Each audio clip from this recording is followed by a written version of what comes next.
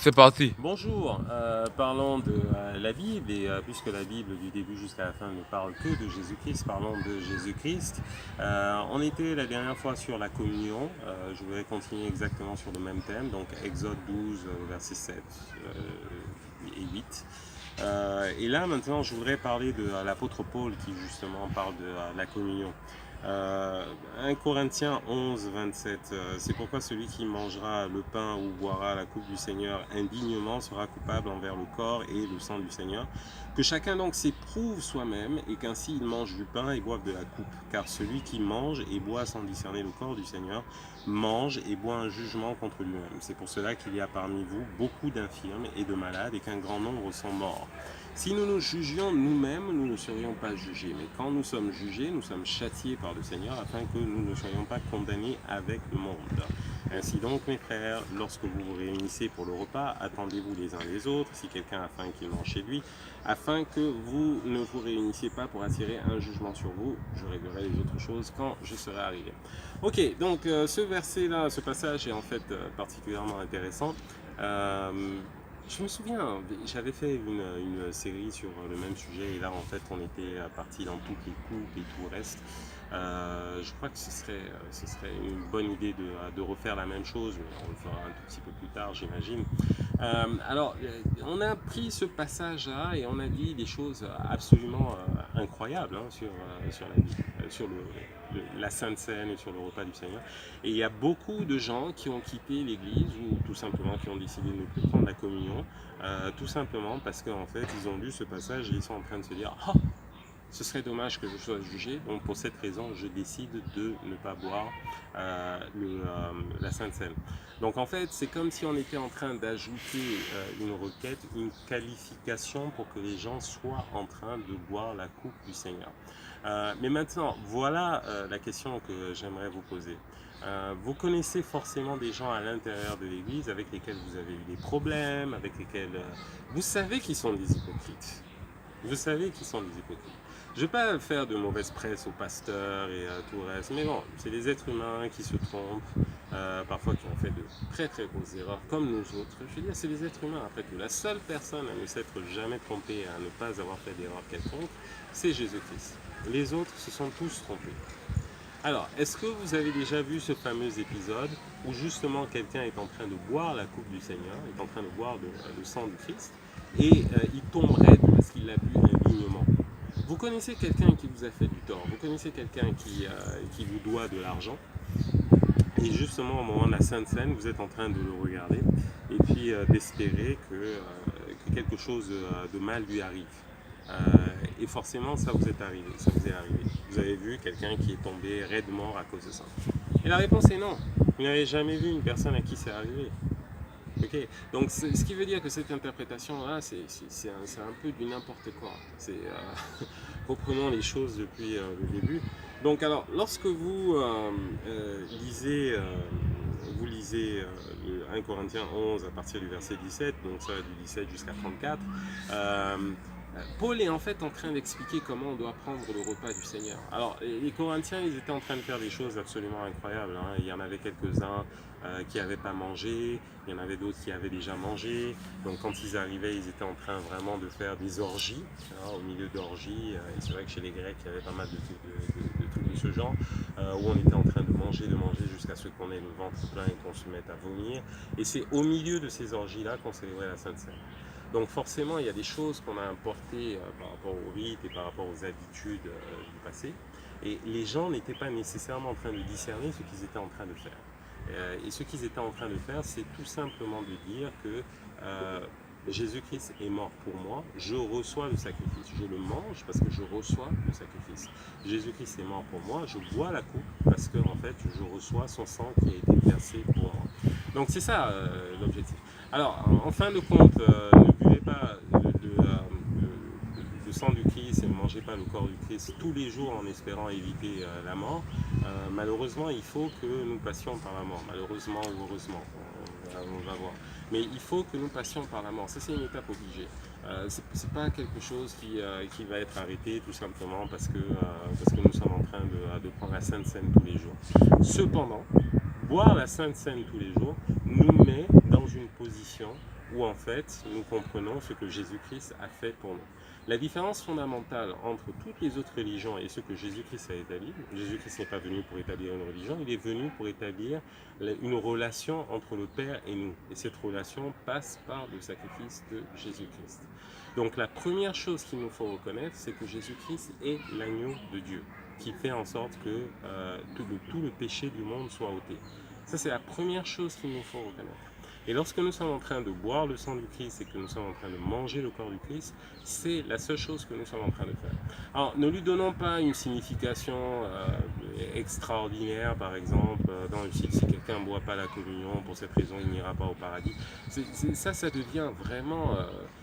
on est en train de remonter un peu dans les années 1400, 1300, où à l'époque on avait le pape qui excommuniait les gens et tout ça, et qui était en train de dire à tout le monde, voilà, puisque je l'ai excommunié, donc ça veut dire que finalement il n'ira pas au paradis, ces sujets ne sont pas supposés de lui obéir et tout le reste, si vous êtes chrétien, n'obéissez plus à ce païen et tout ça parce que je l'ai excommunié. Il y avait pas mal de choses politiques, et on verra lorsqu'on aura l'occasion d'étudier Apocalypse que justement c'était pas nécessairement une bonne chose. C'est pour cette raison justement que le monde a été jugé, parce qu'en fait l'objectif des papes et de tout le reste a été à un moment d'établir une religion qui puisse contrôler tout le monde. Mais ce n'est pas du tout l'objectif ici.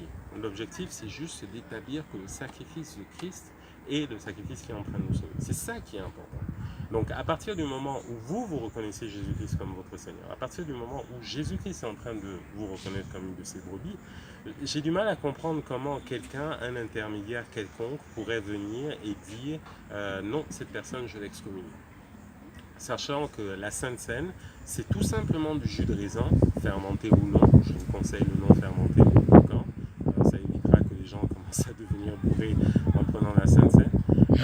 Mais c'est quand même important de comprendre que c'est pas une chose qui est limitée juste au cadre de l'Église.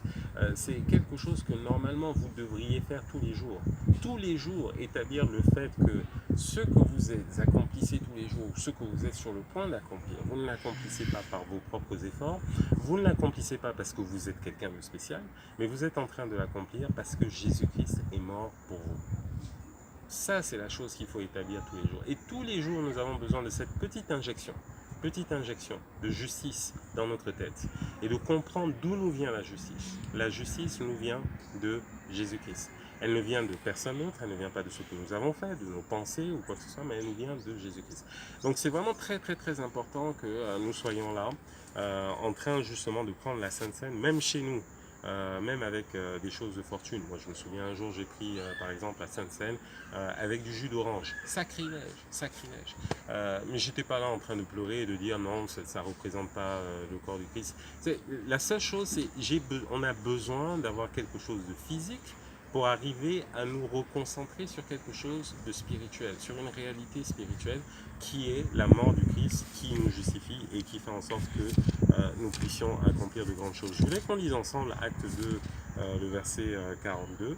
« Il persévérait dans l'enseignement des apôtres, dans la communion fraternelle, dans la fraction du pain et dans les prières. » La fraction du pain dont nous sommes en train de prier, de parler, ce n'est pas nécessairement une fraction du pain où on prend un pain et puis après on est en train de diviser comme on serait en train de diviser une pizza, mais c'est tout simplement quelque chose que Jésus-Christ lui-même a établi. Et si vous vous souvenez de mon introduction, je vous encourage vivement à lire, à écouter toutes les l'introduction qu'on a fait au départ, qui doit être quelque part dans une playlist sur YouTube, où en fait dans Luc 24, justement sur le chemin d'Emmaüs, la première chose que Jésus-Christ est en train de faire, il nous donne le schéma.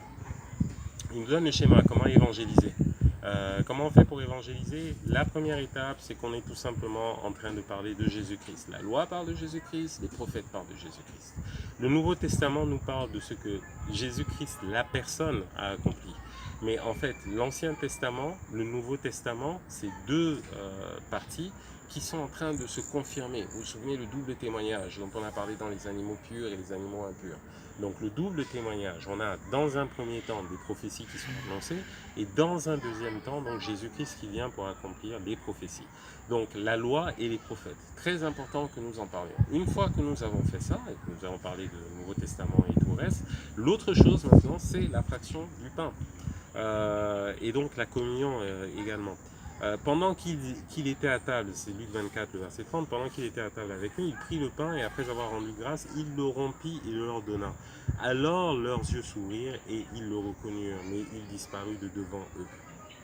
Voilà ce qui est en train de se passer lorsque vous êtes en train de rompre le pain. Vos yeux s'ouvrent sur Jésus-Christ, sur la présence de Jésus-Christ dans votre vie, sur la présence de Jésus-Christ dans toutes vos circonstances. Voilà l'objectif. Et la raison pour laquelle les Corinthiens étaient jugés, ce n'était pas tant parce qu'ils ne s'examinaient pas, mais à partir du moment où vous êtes en train de vous examiner, qu'est-ce que vous trouvez? Vous trouvez du péché. En fait, techniquement, si vous êtes en train de vous examiner correctement, dans le sens où nous nous comprenons examiner, on va se retrouver dans une situation où les gens vont dire « je ne peux pas prendre la Sainte Seine parce que je ne le mérite pas ». Mais c'est justement le point qu'on veut évoquer. C'est que vous ne pouvez pas de vous-même vous purifier. C'est pour cette raison que Jésus-Christ devait venir afin que vous soyez purifiés. Donc en fait, ce que vous devez faire lorsque vous prenez la Sainte Seine, chez vous ou ailleurs, et je vous encourage vraiment à prendre ça chez vous le plus souvent possible, c'est tout simplement de vous dire, je ne suis pas digne de tout ce que je demande, je ne suis pas digne d'obtenir tout ce que j'obtiens. Mais Jésus-Christ a été jugé pour mon indignité, de telle sorte que moi je puisse obtenir toutes les choses dont je ne suis pas digne. C'est ça en fait l'objectif de la Sainte Seine. Et lorsque vous êtes en train de vous juger correctement, c'est la chose dans laquelle, la conclusion à laquelle vous devriez arriver. Le fait est que vous n'êtes pas digne de recevoir quoi que ce soit, mais que par sa mort, Jésus-Christ a fait en sorte que vous puissiez l'obtenir. Donc vous êtes indigne, mais Jésus-Christ qui est digne l'a obtenu pour vous. C'est ça l'objectif de la Sainte Seine. Très important que vous soyez en train de vous rappeler la chose tous les jours. On se reparle la prochaine fois. Portez-vous bien.